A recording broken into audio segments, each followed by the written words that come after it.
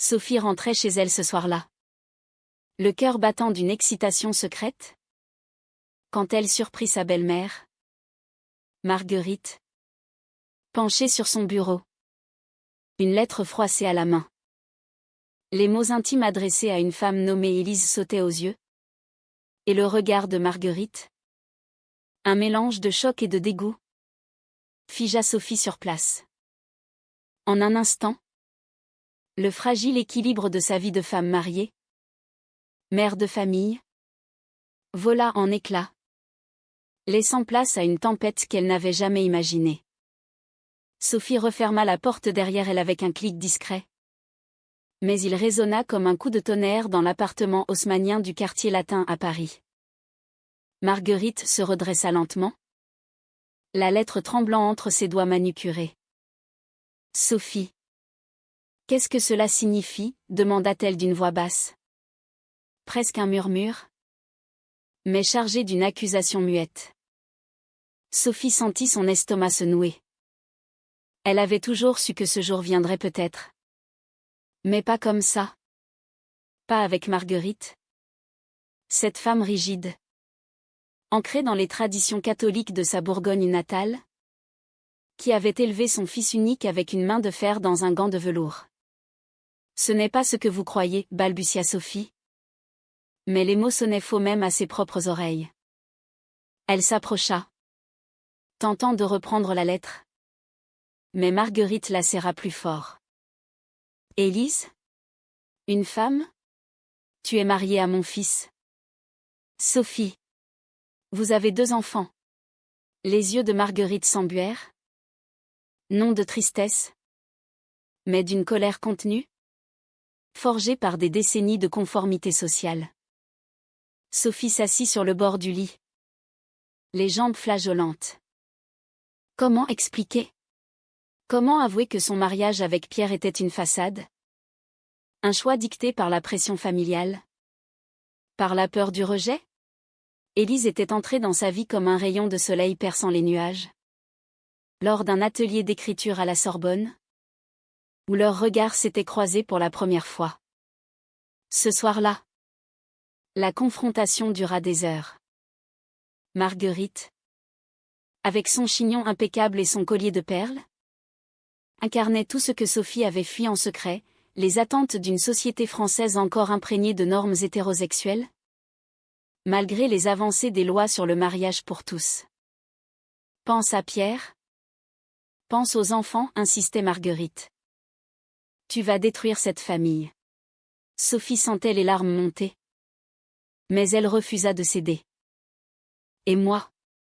Ma vie entière est un mensonge, répliqua-t-elle. J'aime Élise. J'aime les femmes. Cela ne change pas l'amour que j'ai pour mes enfants. Mais au fond d'elle, le doute rongeait, était-ce égoïste ? Allait-elle sacrifier le bonheur de sa famille pour le sien ? Le lendemain matin, Pierre rentra de son voyage d'affaires plus tôt que prévu. Marguerite l'avait appelé. Bien sûr. Sophie le vit dans ses yeux, la trahison ? La confusion. Maman m'a tout dit, murmura-t-il en posant sa valise. L'appartement, habituellement rempli des rires des enfants chez la nounou, semblait oppressant. Pierre, cet homme doux, architecte passionné par les monuments parisiens, s'effondra sur le canapé. Comment as-tu pu me mentir pendant 10 ans ? Sophie s'agenouilla devant lui, les mains tremblantes. Je t'aime, Pierre, mais pas comme un mari. Tu es mon meilleur ami. Les mots sortaient enfin, libérateurs et destructeurs à la fois. La discussion s'envenima. Pierre oscillait entre compréhension et rage. Et les enfants ? Louise et Antoine ? Ils ont besoin d'une famille stable. Sophie pensa à ses petits, à leurs visages innocents. Était-ce juste de les plonger dans ce chaos ? Marguerite, en retrait, observait, son silence plus accusateur que des cris. Elle avait toujours vu Sophie comme la belle-fille parfaite, élégante, éduquée. issue d'une famille bourgeoise de Lyon. Mais maintenant, elle représentait une menace à l'ordre établi. Au fil des jours, la tension monta. Sophie contacta Élise en secret, lui racontant tout. Élise, professeure de littérature à l'université, avec ses cheveux courts et son sourire confiant, la soutint. Tu dois être toi-même, Sophie. On affrontera ça ensemble. Mais la peur s'insinuait. Sophie imaginait les regards des voisins, les murmures à l'école des enfants. La France, pays des droits de l'homme, n'était pas exempte de préjugés, surtout dans les cercles conservateurs comme celui de Marguerite. Une semaine plus tard, Marguerite organisa un dîner familial. Pour discuter calmement, dit-elle. Mais Sophie savait que c'était un piège. Autour de la table, avec du vin rouge et des plats traditionnels, les masques tombèrent. Pierre annonça qu'il voulait le divorce. Pas pour moi, mais pour toi, Sophie. Tu mérites d'être heureuse. Les larmes coulèrent. Marguerite, cependant, explosa. C'est un péché. Pense à ton âme. Sophie se leva. La voix ferme pour la première fois, mon amour n'est pas un péché. C'est vous qui me jugez. Ce fut le premier pas vers une fracture profonde. Les nuits devinrent insomniaques. Sophie repensait à son enfance, à ses parents stricts qui l'avaient poussée vers un mariage convenable. Élise lui manquait terriblement. Mais elle se voyait en cachette dans un café du Marais, quartier symbole de la communauté LGBT. Je t'aime, chuchotait Élise. Mais Sophie sentait le poids des choix. Allait-elle perdre la garde des enfants? Pierre, bien que blessé, promettait de ne pas lutter. Mais Marguerite ourdissait des plans. Un soir, Sophie trouva un avocat spécialisé en droit LGBT. Vous avez des options, dit-il. Mais le coût émotionnel était immense. Elle imaginait Antoine demandant pourquoi maman partait. Louise pleurant. Était-ce le prix de l'authenticité? Les semaines suivantes furent un tourbillon de rendez-vous chez l'avocat et de discussions tendues. Pierre, stoïque, organisait la séparation des biens. L'appartement reste à toi et aux enfants, dit-il un matin, en buvant son café noir.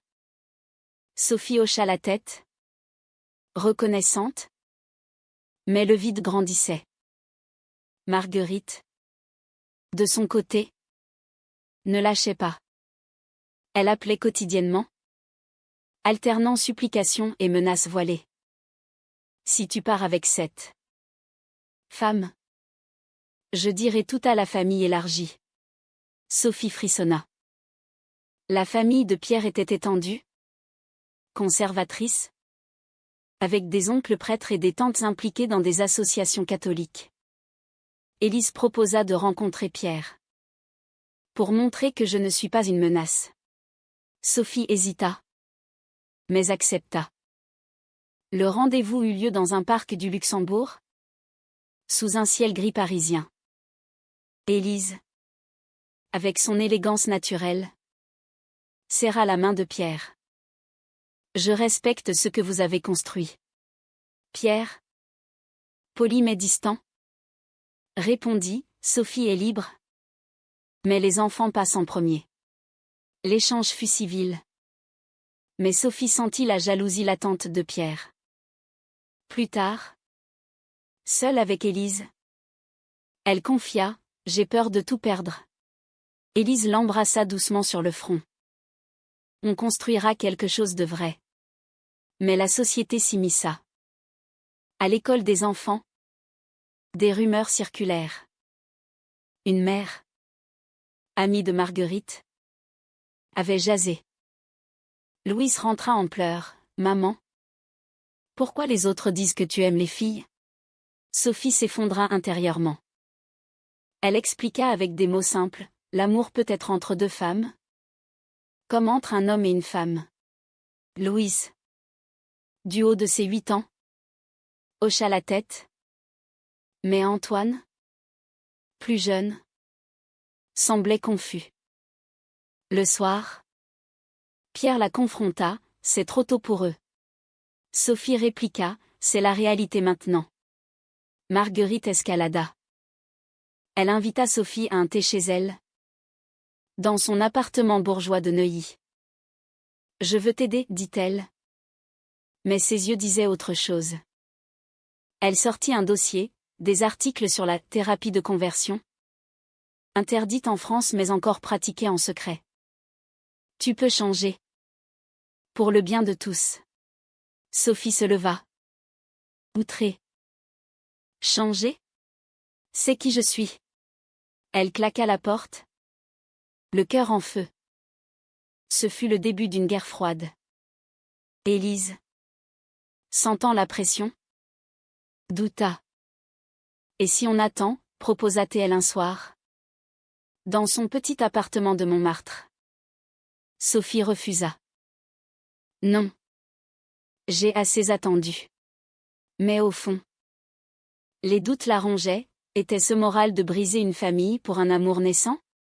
Pierre, de son côté, commença à fréquenter une collègue. Ce qui piqua Sophie plus qu'elle ne l'admettait. Un incident majeur survint lors d'une fête familiale.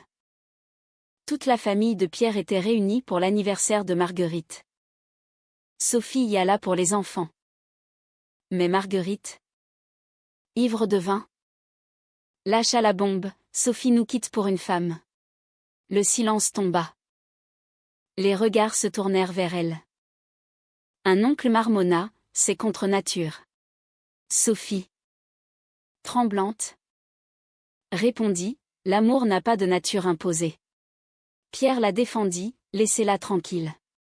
Mais le mal était fait. Les enfants entendirent tout. Les retombées furent immédiates. Des cousins coupèrent les ponts. Marguerite pleura, accusant Sophie de tout. Tu as détruit mon fils. Sophie rentra chez elle. Brisée. Élise l'attendait, on affronte ça ensemble. Elles passèrent la nuit à parler, à planifier. Mais Sophie se demanda, valait-il la peine? Ce combat? Les mois passèrent. Le divorce avança. Sophie trouva un travail à mi-temps comme éditrice pour assurer son indépendance. Élise l'aida avec les enfants, qui s'attachèrent à elle progressivement. Mais Marguerite ne désarma pas. Elle envoya des lettres anonymes à l'employeur de Sophie, insinuant des problèmes personnels. Sophie, furieuse, la confronta, « Pourquoi me haïssez-vous » Marguerite répondit, « Je te hais pas. J'ai peur pour toi. Pour l'âme de mes petits-enfants. » Ce fut un tournant. Sophie comprit que derrière la rigidité de Marguerite se cachait une peur profonde, ancrée dans son éducation. Et si on parlait vraiment, proposa-t-elle. Marguerite accepta. À contre-cœur. La rencontre eut lieu dans un café neutre. Place de la Contrescarpe. Marguerite arriva ponctuelle. Son manteau cintré soulignant sa silhouette élégante mais fatiguée. Sophie commanda 2 cafés. Parlez-moi de votre jeunesse, commença Sophie. Marguerite hésita. Puis se confia, une enfance stricte. Un mariage arrangé. Des rêves étouffés. J'ai toujours fait ce qu'on attendait de moi. Sophie vit une faille, et si j'avais fait pareil? J'aurais été malheureuse. Marguerite baissa les yeux. Peut-être. Mais la société. La conversation dura des heures. Marguerite admit ses préjugés. Influencée par l'Église. J'ai vu des amis rejeter leurs enfants gays. J'ai peur que ça arrive. Sophie répondit, le rejet vient de la peur? Pas de l'amour. Pour la première fois. Marguerite pleura ouvertement. Je ne veux pas te perdre. Ce fut un pas vers la réconciliation. mais fragile.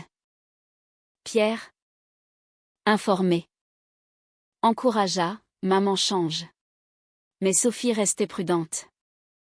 Élise, jalouse de ce rapprochement, questionna, et si elle te manipule? Sophie rassura, c'est pour les enfants. Les enfants, justement, s'adaptaient. Louise dessinait des familles avec 2 mamans. Antoine posait des questions innocentes. Pourtant, un nouveau conflit surgit. Élise voulait officialiser leur relation? Peut-être un pax. Sophie hésita, avec le divorce en cours? Pierre, entendant ça, réagit mal, déjà. La jalousie refit surface. Une dispute éclata, tu m'as remplacé si vite. Sophie cria, ce n'était pas un remplacement. C'était la vérité. Pierre partit en claquant la porte. Marguerite, apprenant l'incident, intervint. Elle appela Élise directement, venez dîner chez moi. Sophie fut stupéfaite. Le dîner fut tendu. Élise, charmante, parla littérature. Marguerite posa des questions polies. Pierre était absent. À la fin, Marguerite dit, je vois pourquoi Sophie t'aime. Élise rougit. Mais était-ce sincère? Les doutes persistèrent. Sophie reçut un appel de son père, alertée par Marguerite. Qu'est-ce que j'entends? Une femme? Le ton était dur. Sophie défendit, papa. C'est ma vie. Il raccrocha. La pression familiale s'amplifia. Ses parents, de Lyon, menacèrent de couper les liens. Élise proposa une échappée, un week-end à la campagne, en Normandie. Là, loin de Paris, elles parlèrent librement. Je t'aime. Mais ce chaos, murmura Élise. Sophie promit, ça va s'arranger. Mais un appel de Pierre interrompit, les enfants demandent après toi. La culpabilité revint. De retour, Sophie affronta ses parents venus à Paris. Le dîner fut explosif. Son père tonna, c'est une phase. Sa mère pleura. Sophie, larmes aux yeux, répondit, non. C'est moi. Marguerite, invitée, surprit tout le monde en défendant Sophie, laissez-la être heureuse. Un silence. Était-ce un revirement? Les alliances se formaient. Pierre commença à accepter Élise. Elle est bien pour toi. Mais Marguerite luttait intérieurement. Elle confia à Sophie, j'ai rencontré une association pour parents d'enfants LGBT. Sophie fut touchée. Pourtant, une trahison surgit. Élise, sous pression, avoua avoir vu une ex. Juste un café. Sophie se sentit trahie. Maintenant, la dispute fut violente. Élise partit en pleurs. Sophie seule remit tout en question. Était-ce le prix? La réconciliation avec Élise vint après des jours de silence. Pardonne-moi, dit Élise. Elles se promirent fidélité. Mais le dommage était fait. Le divorce fut prononcé un matin pluvieux au tribunal de Paris. Sophie signa les papiers. Un mélange de soulagement et de tristesse. Pierre l'embrassa sur la joue, bonne chance. Les enfants restèrent avec elle. Garde alternée. Marguerite, présente, hocha la tête en silence. Élise emménagea discrètement. Les enfants l'acceptèrent, appelant-la Tata Élise. Mais la société extérieure frappa. Au travail, des collègues jasèrent. Sophie ignora. Mais une promotion lui échappa. Préjugé, pensa TL. Marguerite invita la nouvelle famille à un déjeuner. Élise accepta. Autour de la table, les conversations coulèrent. Marguerite posa des questions sur l'enfance d'Élise. Mes parents m'ont soutenue. Marguerite soupira, j'aurais dû. Un pas de plus. Pourtant, un scandale familial éclata. Un cousin publia sur les réseaux, honte à Sophie. Les commentaires affluèrent. Homophobe. Sophie, blessée, répondit publiquement, l'amour est amour. Élise la soutint. Marguerite, choquée, appela le cousin, arrête. Son premier acte de défense. Les enfants subirent. À l'école, des moqueries. Louise se battit. Sophie, alertée, parla à la directrice, éduquée contre l'homophobie. La directrice promit. Pierre trouva l'amour avec sa collègue. Il présenta à Sophie, je suis heureux. Elle sourit, moi aussi. Mais Marguerite craqua. Un soir, elle appela Sophie en larmes, j'ai tout raté. Sophie alla chez elle. Marguerite avoua, j'avais une amie, jeune, que j'aimais peut-être. Mais j'ai choisi la norme.